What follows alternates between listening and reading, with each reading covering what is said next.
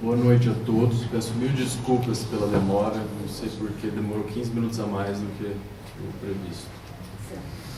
Muito bem, é um prazer enorme estar aqui com vocês. Eu sempre aprendo muito quando eu me debruço e tenho que preparar, e eu preparo com muito carinho esses slides para vocês. E a gente vai entrar no capítulo 6 agora do Sexo e Destino. Então, para a gente entender com propriedade o capítulo 6, a gente precisa fazer uma contextualização de como terminou o capítulo 5. Para a gente criar uma imagem mental e sintonizar afetivamente com isso. Então, como disse André Luiz, né, descreveram, Neves perdeu a cabeça, né? Dementara-se diante de nós. Ele se permitiu se contaminar com ódio pelo julgamento do filho o esposo da filha dele, da Beatriz. Ele estava julgando ele de uma maneira totalmente parcial, e com isso ele estava vibrando nessa sintonia. Então ele xingou ele a ponto de chamar ele de um cachorro, e não satisfeito, de um cachorro de má qualidade. Um sessentão desavergonhado, que enxovalha a presença da esposa agonizante, a Beatriz, filha dele, que estava enfrentando um quadro de câncer terminal. E a pobre Beatriz, porque ele tinha uniste a um cavalo. Então ele perdeu totalmente as estribeiras mesmo. Nesse ínterim, o irmão Félix entra tentando retomá-lo ao equilíbrio, né? E primeiro tentando contra-argumentar, contrapontos, fazendo um paralelo, como é que a gente poderia pedir para uma criança que tenha a experiência de alguém que só adquire isso na madureza? Como que a gente vai exigir de uma pessoa que perdeu a razão um raciocínio certo, alienado mental? Se a gente está andando na rua, por exemplo, e alguém pisa no nosso pé e machuca e dói, nosso primeiro ímpeto é sentir raiva, né?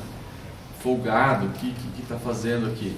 Mas se a gente vê que essa pessoa é um deficiente visual, naturalmente já cai por terra essa retroalimentação da raiva e do julgamento. Porque, de maneira óbvia, não foi por querer, não foi na maldade, não foi descuido. E é o que Neves tenta fazer aqui, solicitando, rogando para que Neves consiga pensar com maior clareza. E falando de uma maneira clara, se coloque no seu lugar, do ponto de vista espiritual. Porque o que faríamos nós, na situação dele, de Nemésio, se nós não tivéssemos a visão que atualmente nos favorece? Aqui é muito fácil a gente julgar do outro lado, depois do desencarne, com todas as orientações que a gente tem lá na cidade espiritual. Provavelmente a gente cairia de maneira pior. Por quê? Porque o irmão Félix, ele lembra que Nemésio não caiu de todo. De fato, ele poderia estar numa situação muito pior. Porque ele respeita, por assim dizer, a esposa, não confrontando-a com a escolha que ele faz de ter um outro relacionamento. Embora ele se permita, e nisso ele está se iludindo amargamente, né? Ele não confronta nessa situação tão delicada quanto a isso. Ele não faz ela engolir à força o que ele está, os sentimentos dele. E, além disso, ele não se esquece da solidariedade com uma funcionária que presta serviço a eles e vai dar uma moradia para ela, sem necessidade, né, por pura caridade, de fato. Então ele não está de todo caído e é preciso que o Neves consiga enxergar isso. Então, Nemésio ele se acredita de fato dono dessa juvenilidade física, né? Como se fosse um adolescente tardio, quando na realidade ele está com um corpo em prematuro desgaste. Então ele está com aterosclerose avançada, ele está prestes a ter um infarto, um AVC. Ele está tendo diversos sintomas, lipotimia, que é a pré-síncope, quase um desmaio, vertigem, tontura. Ele está já com sintomas de quem vai adoecer gravemente e ele não está querendo enxergar isso. Pelo contrário, ele vai em busca de maiores e maiores distrações para a sua vaidade masculina, para não enxergar a sua deterioridade física, que está chegando ao final da sua existência. Então ele está se dedicando apaixonadamente a uma jovem que o menoscaba, quer dizer, despreza, o que não está contribuindo, não está refletindo essa mesma paixão.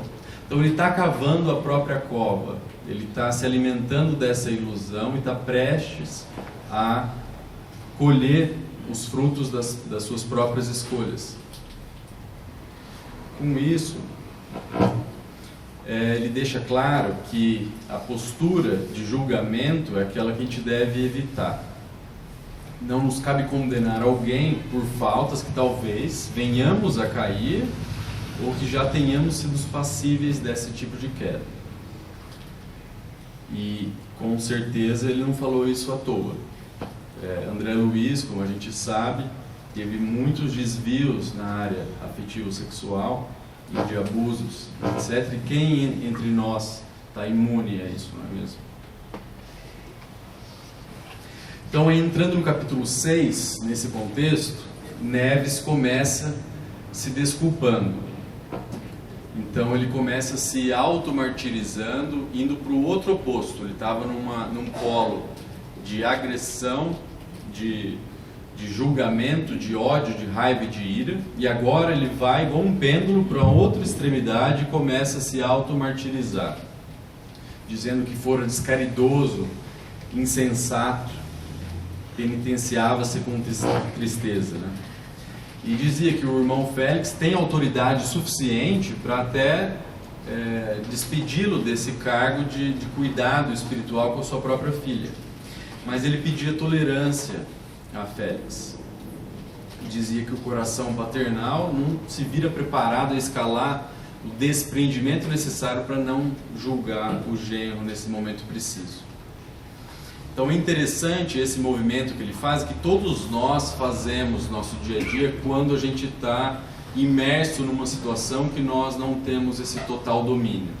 A gente fica entre dois polos, um da ação, do impulso propriamente dito, frente às nossas vulnerabilidades espirituais, evolutivas, pode ser da ira, pode ser da cobiça, da inveja, da preguiça, da gula.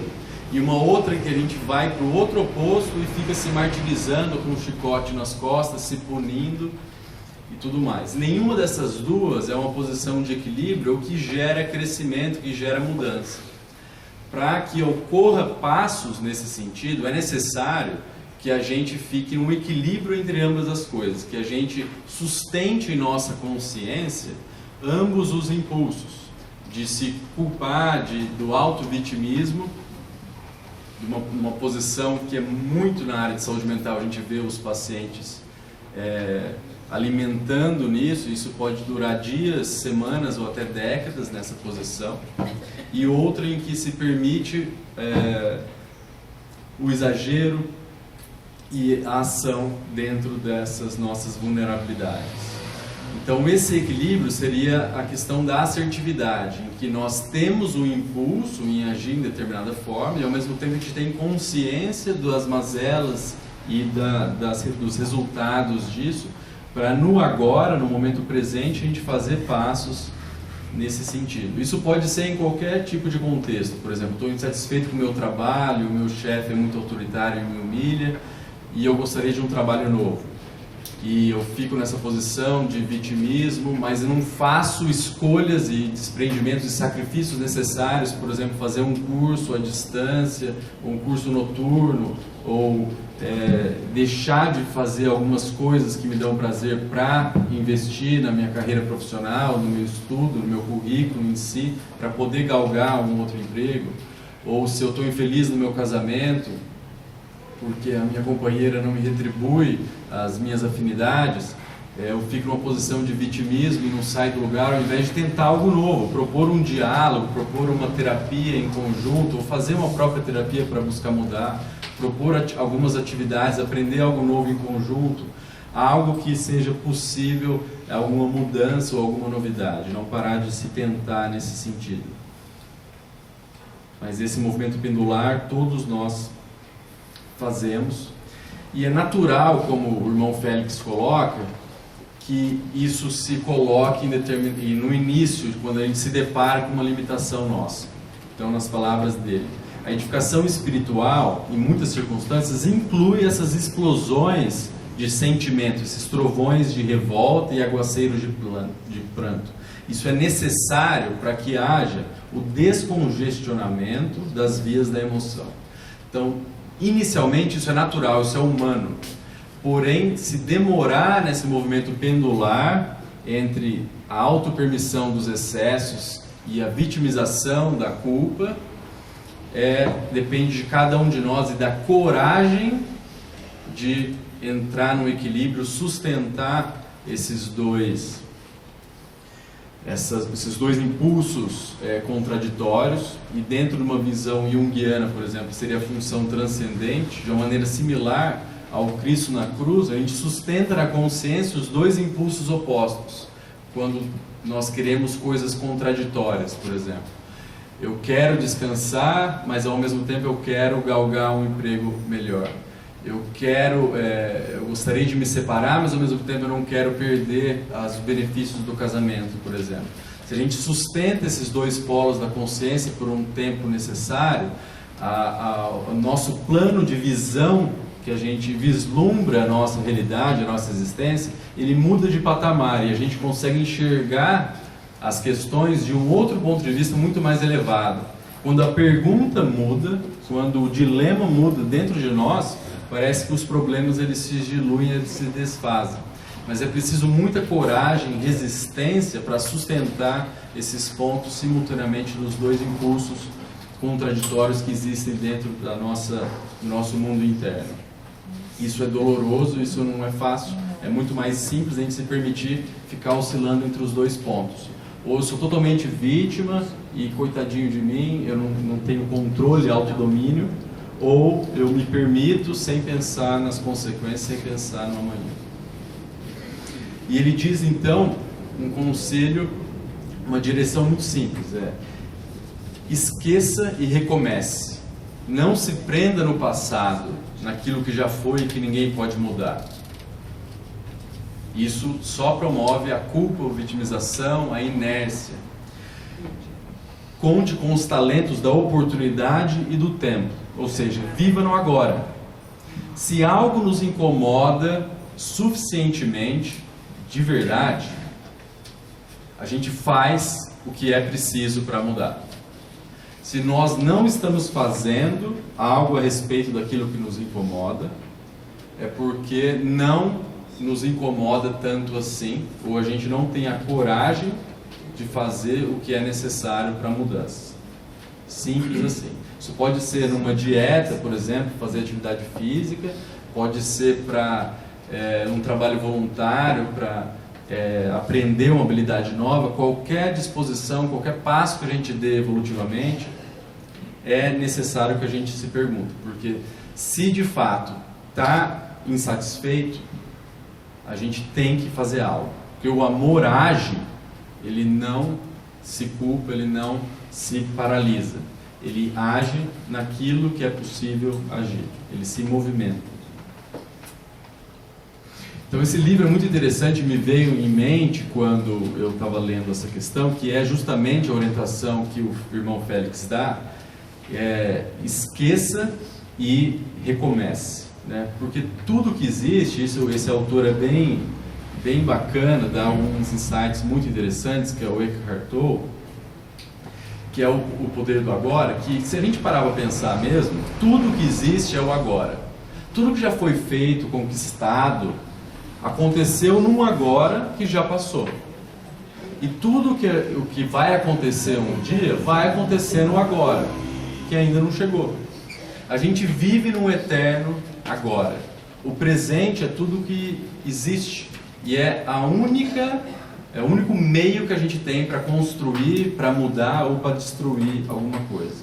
Tudo se move no agora, no momento presente. Então, se eu me preocupo muito se eu vou, por exemplo, entrar num processo dialítico de insuficiência renal, e isso me perturba, isso é uma criação, uma expectativa que eu tenho, por mais que isso possa acontecer de fato, isso ainda não é real, é uma construção, como se fosse um reflexo dentro da minha mente. Emmanuel mesmo fala que a mente é o reflexo da vida, ela não é a vida em si, ela é um reflexo. Igual a gente vê no espelho, se a gente bater no espelho, que a gente está refletindo, a gente não vai sentir dor, é um reflexo de nós.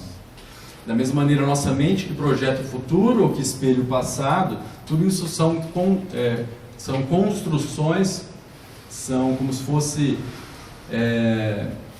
representações, hologramas da realidade, mas a realidade, ela se exprime, ela acontece no momento presente, no agora, e se a gente ficar o máximo possível nisso, seremos mais felizes e evoluiremos mais rapidamente. Então, voltando agora para o contexto, a Beatriz, num quadro de câncer terminal, gemia no leito, e Félix se esmerou através dos passes magnéticos para se aliviar e que ela dormisse. É interessante que ele traz também que não lhe convinha que ela se afastasse demasiadamente do corpo, pelos órgãos dela muito debilitados e enfraquecidos. Se ela se desprendesse do corpo, ela iria ter, nas palavras dele, uma penetrante lucidez espiritual, e com certeza isso traria muita angústia e ansiedade e medo, porque é muita informação ao mesmo tempo, é um choque de realidades, um excesso de informações, que isso poderia desequilibrá-la. E com isso ele faz os passes calmantes para que ela se acalme sem se desprender do corpo. Ele faz uma analogia interessante, que é a graduação da luz pouco a pouco. Quando a gente acorda de manhã, se a gente abrir a janela e ver uma luz muito intensa, vai arder o olho, vai ser incômodo. É necessário que a gente se acostume pouco a pouco com essa gradação. E é bem interessante, que me lembrou muitos pacientes com quadro de delírio, que é a síndrome confusional aguda, que pelo destrambelho cerebral, seja uma causa infecciosa, uma desidratação, um desequilíbrio eletroquímico, qualquer outra condição, isso é muito mais comum em idosos, fica nesse estado confusional que, muito provavelmente, né, na série André Luiz a gente vê, dá um acesso a as informações do plano espiritual muito grande.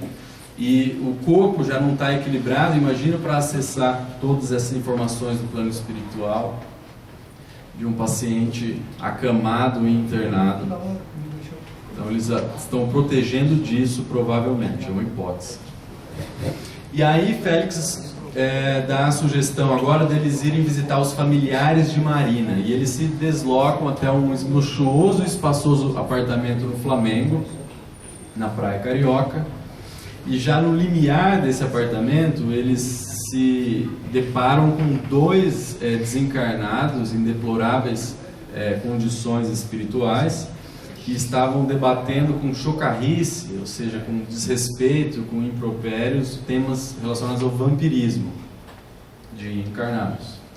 E André descreve eles como malandros e perigosos, e que era fácil apreciar como que os moradores daquele apartamento, daquele ninho enorme de cimento armado, por mais belo e elegante, e indicando posses materiais abundantes, né, o quanto que eles estavam vulneráveis pela ausência de uma imunização espiritual decorrente da falta de vigilância dos seus moradores, naturalmente. E lá dentro se depararam com Cláudio Nogueira, que é o pai de Marina e o tronco do lar.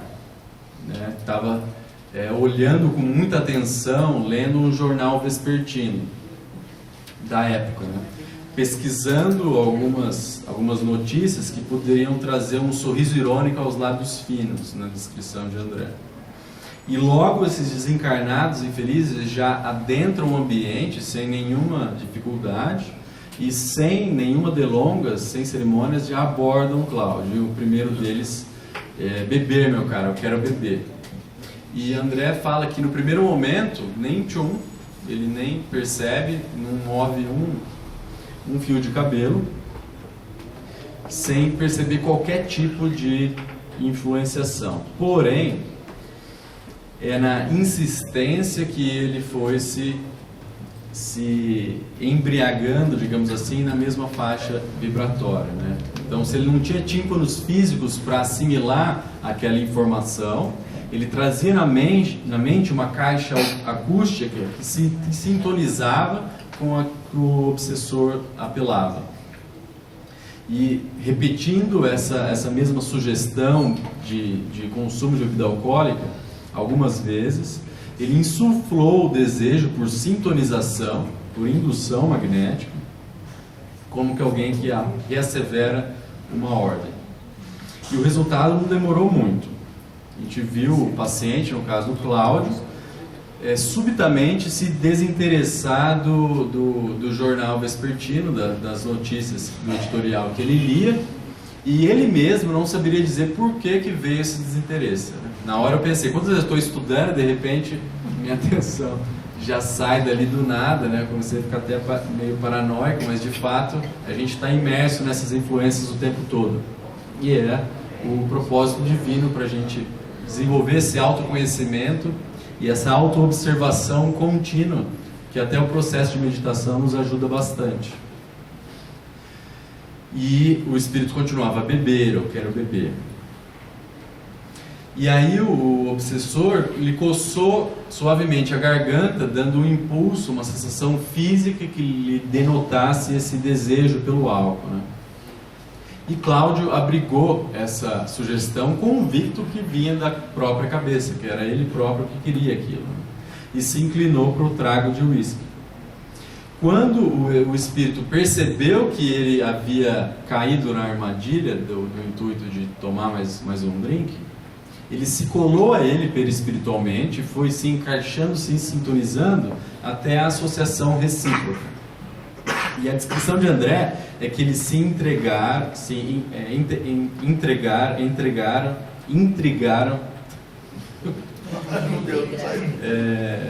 eles se uniram, se fundiram, melhor dizendo, com tamanha afinidade que houve uma enxertia fluídica perfeita. Eles se fundiram mesmo, como se morassem num único corpo, ambos, né? E aí ambos tomaram o delgado frasco, tomaram o uísque, né? E que estava tão fundido aquilo, era tão um ser único, que André não conseguiria falar de quem que foi o impulso inicial, se foi de Cláudio ou do espírito desencarnado. E assim que ele absorveu o conteúdo do copo, desmanchou a parelha espírito anímica, e o outro desencarnado já investiu em seguida: eu também quero beber. E absolutamente passivo, como se fosse uma marionete, reconstituiu a vontade, o impulso da bebida no Cláudio, já começando a sentir um novo impulso de insaciedade. Ele não descreve exatamente, mas dá a entender, pelo menos foi o que eu imagino, que isso durou alguns minutos, não é uma coisa tão instantânea, mas é algo que em alguns minutos se processa.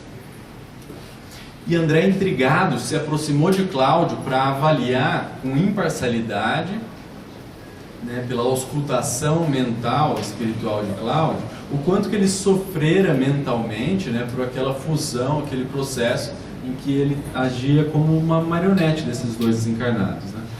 E, muito espantado, André percebeu que no íntimo o Cláudio estava livre o tempo inteiro. Ele não tinha nenhum tipo de indícios de que ele vivenciara um conflito interno entre resistir ao uso da bebida ou não.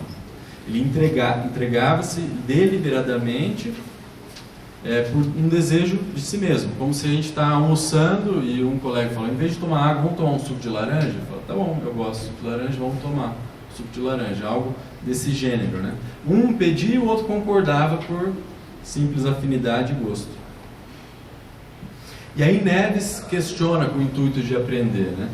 Se a gente viu o Cláudio reduzido a um mero fantoche, uma marionete, como que a gente aplicaria a questão da justiça? Como é que a gente julga quem que é responsável por esse ato? Se, em vez do copo de uísque, fosse uma arma determinada a assassinar alguém, de quem que seria a culpa? Seria meio a meio? E Félix, muito tranquilo, começa o seu esclarecimento. Ele diz, nós nos achamos de pessoas bastante livres para decidir e suficientemente lúcidas para raciocinar, os três ali, né? Cláudio, os dois desencarnados. E a responsabilidade não é título invariável. Não é título variável, ela é invariável. Se existe algo que Deus nos implica na existência, há uma condição que a gente não pode escapar, é da responsabilidade inerente ao livre-arbítrio.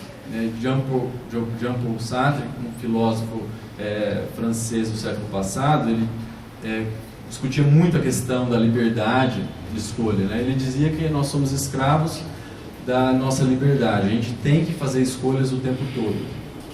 Isso é algo da existência divina. Até para ficar em cima do muro, decidir não fazer nada, é um tipo de escolha. Isso é inerente à nossa existência. E a responsabilidade, ela é progressiva, ela vai aumentando exponencialmente de acordo com o nosso grau de conhecimento e a nossa evolução espiritual. Nós somos cada vez mais responsáveis por estarmos mais cientes das nossas circunstâncias, de nós mesmos. E que são simplesmente três consciências que estão na mesma faixa de escolha e de sintonia. Somos todos livres para sugerir ou assimilar isso ou aquilo. E Félix continua, a alienação da vontade tem limite, e nesse caso ela não se implica, né? Então todos nós podemos escolher entre aproveitar a convivência de um mestre ou seguir um malfeitor, uma deliberação nossa, e os resultados vão depender de nós. Então a gente sempre vai estar imerso numa torcida no ambiente espiritual. Então qualquer faixa vibratória de pensamento, seja entrar para o Estado Islâmico ou fazer um trabalho voluntário na Índia ou aqui no Brasil, qualquer outro lugar, a gente vai estar em sintonia espiritual. Isso é uma fatalidade evolutiva, é uma constatação física da realidade. E a gente não consegue, não pode colocar a culpa nessas influenciações, porque é a gente que decide no final das contas. Então, entrando dentro do Livro dos Espíritos, que dá bastante conteúdo para a gente pensar no tema, e até seria mais interessante que um advogado, por exemplo, fizesse esse tema, que é de uma área da questão da imputabilidade, da questão da culpa, da responsabilidade, né? Mas lá no capítulo 10, na questão 843, pergunta-se se o homem tem o livre-arbítrio de seus atos, né? E a resposta natural é que sim, por se temos a liberdade de pensar, também temos a liberdade de agir. Se não fosse o livre-arbítrio, que algumas linhas filosóficas até colocam, que somos todos condicionados por questões biológicas, sociais, etc., como se fosse tudo um jogo de cartas marcadas, né? Seríamos simplesmente máquinas, robôs, mas que basta estar dentro de nós mesmos para saber que não é bem assim. Na questão 825, haverá no mundo posições em que o homem possa gozar-se de absoluta liberdade? Existe algo assim de absoluta liberdade? E não, isso é uma ilusão, um construto teórico, mental, né? Um exercício mental. Porque a nossa liberdade, ela termina assim que começa a liberdade do outro. E desde que a gente esteja vivendo com outro ser humano próximo, não existe uma liberdade absoluta. Porque todos nós precisamos uns dos outros, assim como os pequenos e como os grandes. Alguém asfaltou a rua para a gente chegar até aqui, alguém fez as nossas roupas para a gente pudesse comprar, assim como os alimentos que a gente comeu hoje. Vivemos em dependência, né? E a aberração das faculdades, ou seja, aqueles processos de lesão neurológica, de quadros psiquiátricos graves, isso tira do homem o livre-arbítrio? A resposta é que sim, já não é senhor do seu pensamento aquele cuja inteligência se acha perturbada por uma causa qualquer. Já não tem liberdade, é a resposta dos espíritos. E essa aberração constitui muitas vezes um castigo, uma consequência de nossas próprias escolhas e atos pretéritos, né? É uma necessidade de passar por essa constrição da nossa liberdade, para a gente, quem sabe, valorizar questões que estavam muito mal baratadas dentro de nós e que a gente se permitiu fazer calamidades com um excesso de liberdade nesse sentido. Então é uma medicação divina esse tipo de vivência, uma alienação mental, um quadro de esquizofrenia grave, ou uma doença neurológica, uma síndrome demencial, por exemplo. Então, esse espírito pode ter sido uma existência fútil e orgulhoso, ou tenha feito mau uso de suas faculdades, e ele pode renascer um corpo de um idiota, que era o termo antigo para usar alguém com um déficit intelectual, um retardo mental, era um termo técnico, idiotia, como um déspota que nasce no corpo de um escravo, para equilibrar as duas posições da existência, ou um mau rico que nasce numa experiência de um mendigo. O espírito, porém, sempre vai sofrer as ações desse constrangimento, e ele tem no fundo, quando se desdobra depois no sono físico, perfeita consciência, e aí que está a expiação e a ação da matéria que lhe constringe nessa perda de liberdade. E agora essa questão que entra diretamente no caso de Cláudio, né? A alteração das faculdades intelectuais devido à embriaguez. Então, se alguém faz uso de uma substância química, por exemplo, o uso de cocaína ou de qualquer tipo de outra droga, para fazer um ato ilícito, para assaltar, por exemplo, ou para dirigir em alta velocidade, isso desculpa os atos repreensíveis? É a pergunta. E a resposta é muito clara. Isso na lei brasileira também. Não, porque foi voluntariamente, ou seja, antes de ficar embriagado ou intoxicado pela substância química, o indivíduo tinha essa liberdade. Foi voluntariamente que fez uso, né, que se privou da sua razão para satisfazer uma paixão bruta. Em vez de uma, comete duas faltas. Então, se o promotor consegue provar que o indivíduo ele não tinha já uma perda da autodeterminação, se ele não tinha uma dependência química grave anterior e fez um uso abusivo de uma substância para cometer um ato criminoso, ele é duplamente culpado. É um agravante na pena desse indivíduo. É diferente de alguém que já tem uma história de dependência química grave, que perde a sua capacidade de autodeliberação, chega a se vender sexualmente para conseguir meios, perde a própria dignidade só para suprir a dependência química, como eu vi muitas vezes na Cracolândia, quando eu trabalhava lá. É diferente nesse caso, obviamente. E eu não sei vocês, mas eu sempre imaginava que aquele provérbio, né, ditado popular, me diga que com andas que eu direi quem és, tinha alguma passagem na Bíblia que diria sobre isso, né? Mas eu fui pesquisar e não, é um ditado popular mesmo, é um fruto da consciência coletiva, a sabedoria do povo. Mas dentro do livro de Salmos a gente encontra essas passagens no capítulo 1, no versículo 1 a 6, algumas passagens, dizeres que dão indício dessa mesma sabedoria, né? Bem-aventurado o homem que não anda segundo os conselhos do ímpio. Ímpio é aquele que não tem piedade, aquele desumano, que muitos traduzem como aquele sem religião, mas no fundo tem essa interpretação muito mais humana da espiritualidade, do contato com Deus em si. Ele não se detém no caminho dos pecadores, nem se assenta na roda dos escarnecedores.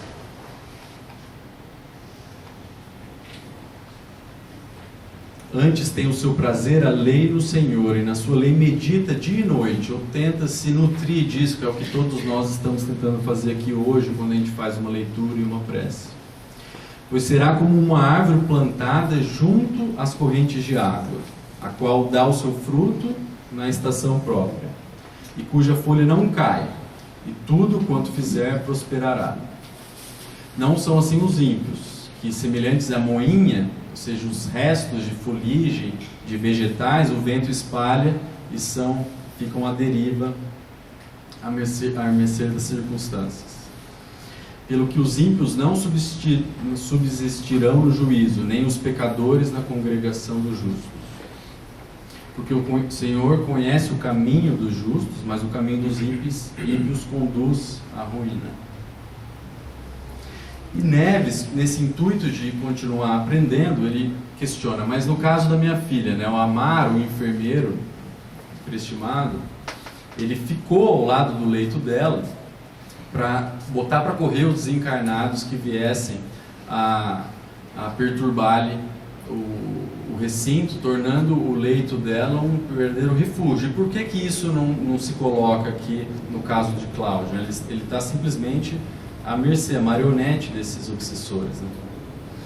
E Félix orienta, né, de uma maneira clara, que a Beatriz ela tinha esse hábito de ficar na oração, e isso caracterizava uma imunização dela contra qualquer forma de pensamento que viesse lhe aviltar, que lhe fosse arremessada.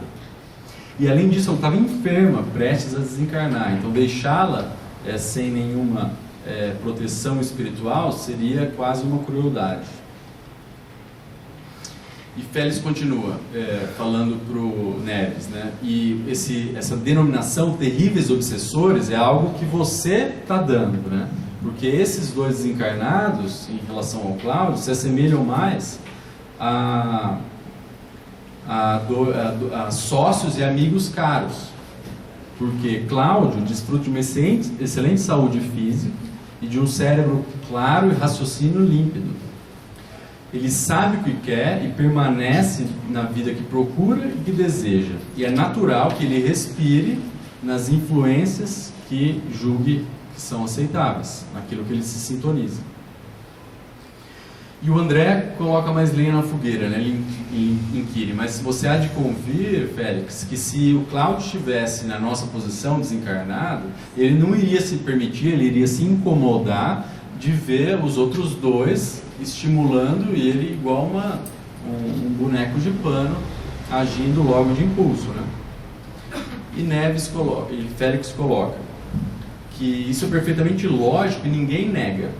Contudo, a sintonia espiritual entre o Cláudio e os dois é algo muito mais profundo do que isso. Eles se assemelham a verdadeiros sócios. E a gente não investigou a causa, onde que começou essa ligação, para a gente poder fazer julgamentos extremados de quem que é o mocinho bandido da história. A gente vê o problema só pela folhagem, só pela superfície. Quando terá nascido a comunhão do trio? Será que foi nessa existência ou em existências anteriores? Nada legitimaria um ato de violência da nossa parte, a gente julgando que somos os heróis aqui, separar-lhes abruptamente por um julgamento repentino. E ele faz uma comparação que fica bem clara didaticamente, né? Seria o mesmo se a gente separasse o trio de apartar pais generosos de filhos ingratos, ou de cônjuges respeitáveis e nobres de esposos ou de esposas em condições inferiores. Então, por mais que um pai esteja sofrendo por um filho que enverga pela vida do crime ou das drogas e tudo mais, você vai separar ele de uma maneira abrupta para falar que você está fazendo limpeza e bondade nas vias da evolução? É um tipo de violência, né? Então, as causas necessárias para que aquilo se acontecesse são muito mais profundas e remontam aos séculos de existências anteriores. E algum grau de aprendizado e de vivência naquela experiência dolorida é necessário. E todos estão se permitindo, naquele caso do Cláudio, a vivenciar essa questão e desfrutando das suas próprias escolhas. E essa questão é bem interessante, coloca: influem os espíritos em nossos pensamentos e nossos atos? No capítulo 9, influência oculta dos espíritos em nossos pensamentos. E a resposta é bastante chocante, né? Muito mais do que a gente imagina, né? E de vulto, né, de maneira habitual, de ordinário, são eles que vos dirigem. Mas eles nos dirigem porque nós sintonizamos e nós permitimos. Mesmo que eles nos dirigem, nós somos responsáveis pela direção que a gente se permite dar.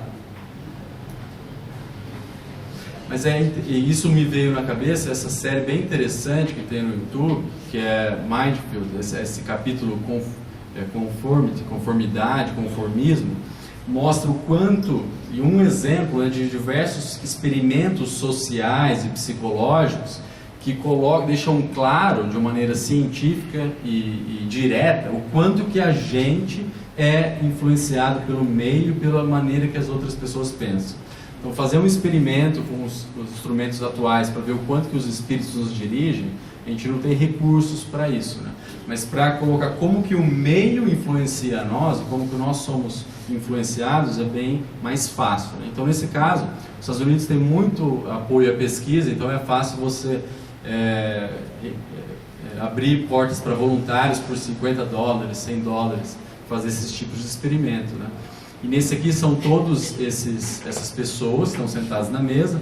A penúltima, que é essa moça, ela é alguém que não está sabendo de nada, é um voluntário. Todos os outros são atores, né? E a tarefa proposta é muito simples, é simplesmente cada um vai falar qual barra, a 1, 2 e a 3 tem o mesmo tamanho da primeira, né?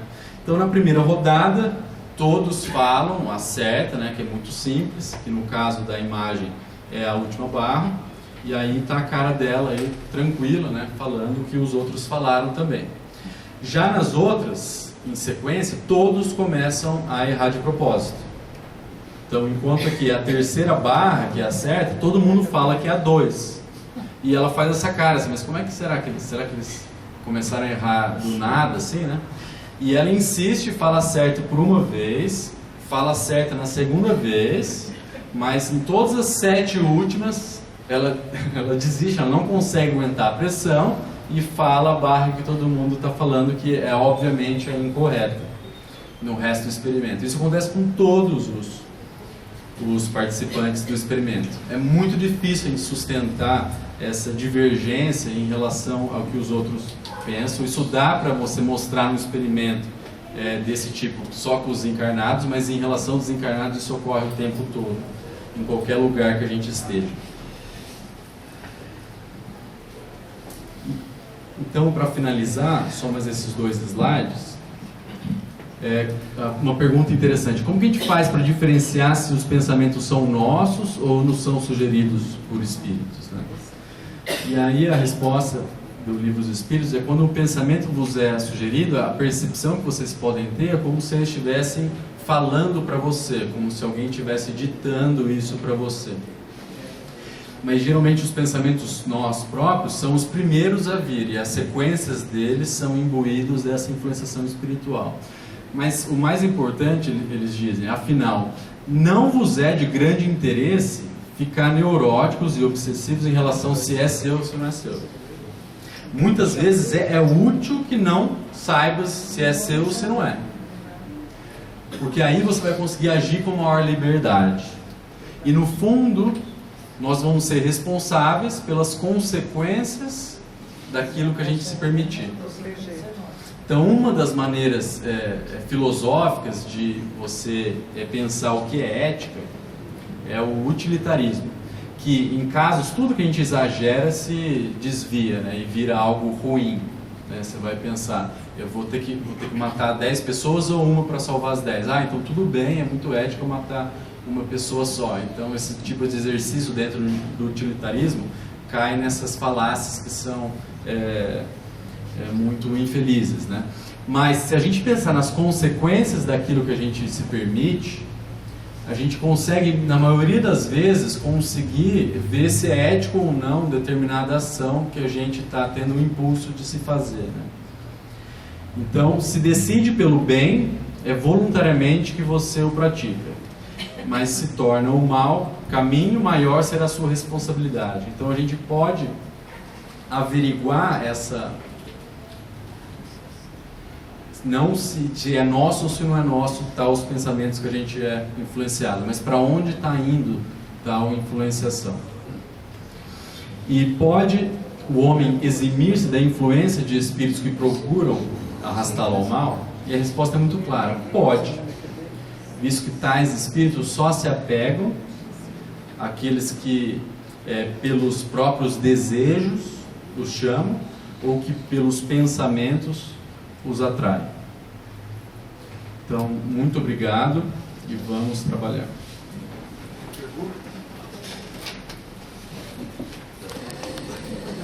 Uma pergunta?